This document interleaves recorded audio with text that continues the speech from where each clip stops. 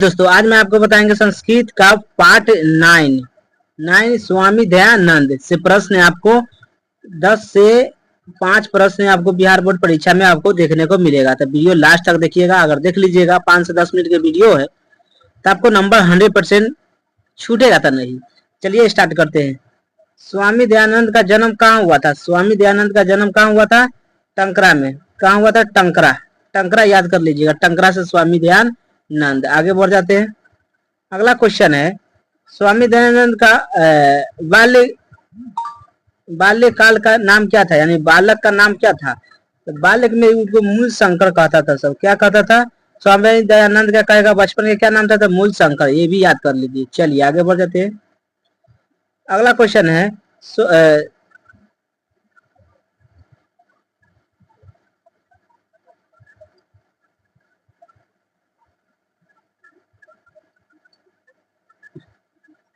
अगला क्वेश्चन है स्वामी दयानंद के जीवन में शिवरात्रि का पर्व क्यों महत्वपूर्ण है? यानी स्वामी दयानंद के जीवन में शिवरात्रि का पर्व होता है, क्यों महत्वपूर्ण माना जाता है? तो पहली बार मूर्ति पूजा का विरोध किया था उसी दिन। मूर्ति पूजा का क्या किया था? विरोध। चलिए आगे बढ़ जाते हैं। अगला है स्वामी दयानंद के गुरु कौन थे? स्वामी दयानंद के गुरु कौन थे? तो ये बिरजानंद थे। कौन थे? बिरजानंद। चलिए आगे बढ़ जाते हैं। अगला है स्वामी दयानंद ने किस ग्रंथ की रचना की? तो स्वामी दयानंद ने सत्यार्था प्रकाश की ग्रंथ की रचना की। आगे बढ़ जाते हैं। आर्य समाज की स्थापना किस वर्ष हुआ? आर्य समाज का स्थापना किस वर्ष हुआ? तो ये 1875 में हुआ था। कब हुआ था? 1875। चलिए नेक्स्ट बढ़ जाते हैं। अगला है स्वामी दयानंद ने किसके माध्यम से वेदों को प्रचार किया? किसके अनुसार? आर्य समाज के अनुसार से वेदों का प्रचार करना स्टार्ट किया। चलिए आगे बढ़ जाते हैं। अगला है स्वामी दयानंद ने मूर्ति पूजा का विरोध क्यों किया था? क्योंकि उन्होंने चूहे को प्रसाद खाते देखा, इसलिए वह विरोध करने लगा। ये चूहा मूर्ति को लगन बैठकर कैसे प्रसाद खा सकता है। चलिए आगे बढ़ जाते हैं। अगला है स्वामी दयानंद ने किस भाषा में वेदों को भाष्य किया था ट्रांसफर? दोनों हिंदी और संस्कृत दोनों में भी ट्रांसफर करके और पूरा आर्य समाज के अनुसार से पूरा फैलाया। आगे बढ़ जाते हैं। अगला है स्वामी दयानंद ने किसके लिए DAV विद्यालय की स्थापना किया? DAV कॉलेज है, इसका स्थापना किया। किसके लिए? तो ये आधुनिक शिक्षा के लिए। किसके लिए? आधुनिक शिक्षा के लिए। नेक्स्ट बढ़ जाते हैं। अगला क्वेश्चन है किस ग्रंथ के माध्यम से स्वामी दयानंद ने अपने विचारों पर प्रचार किया? किस पर? सत्यार्था प्रकाश पर। चलिए नेक्स्ट बढ़ जाते हैं। स्वामी दयानंद का किस कुप्राथ के खिलाफ संघर्ष था? कुप्राथ किसके खिलाफ था? मूर्ति पूजा नहीं हो। अभी दुर्गा पूजा चल रहा है ना, उसी में कहा है कि नहीं मनाएंगे। चलिए आगे बढ़ जाते हैं। स्वामी दयानंद ने किस संस्था की स्थापना किया था? किस संस्था का? अभी बताया आर्य समाज का स्थापना किया था स्वामी दयानंद। आगे बढ़ जाते हैं।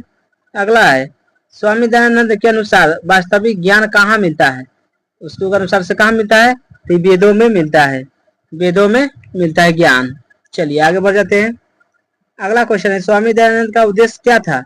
उसका उद्देश्य था समाज को सुधार देना। आगे बढ़ जाते हैं।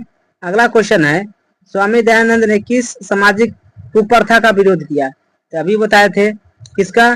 तो अस्पृश्यता को, यानी छुआछूत। अस्पृश्यता का मतलब क्या होता है? छुआछूत को। चलिए आगे बढ़ जाते हैं। अगला क्वेश्चन है स्वामी दयानंद को किससे वैराग्य हुआ? यानी वैराग्य हुआ सबसे ज्यादा तो मूर्ति पूजा से, पूजा करने वाला से। चलिए आगे बढ़ जाते हैं। स्वामी दयानंद ने किस प्रकार की शिक्षा को पुनर्जीवित किया? यानी फिर से पुनर्जीवित कर दिया। तो गुरुकुल शिक्षा। कौन? गुरुकुल शिक्षा को फिर से जीवित कर दी। अगला है स्वामी दयानंद के अनुसार मूर्ति पूजा क्या है? तो मूर्ति पूजा एक अंडावर है। क्या है? अंडावर है। चलिए आगे बढ़ जाते हैं। अगला प्रश्न है, स्वामी दयानंद ने अपने जीवन को किसके प्रचार में समर्पित किया?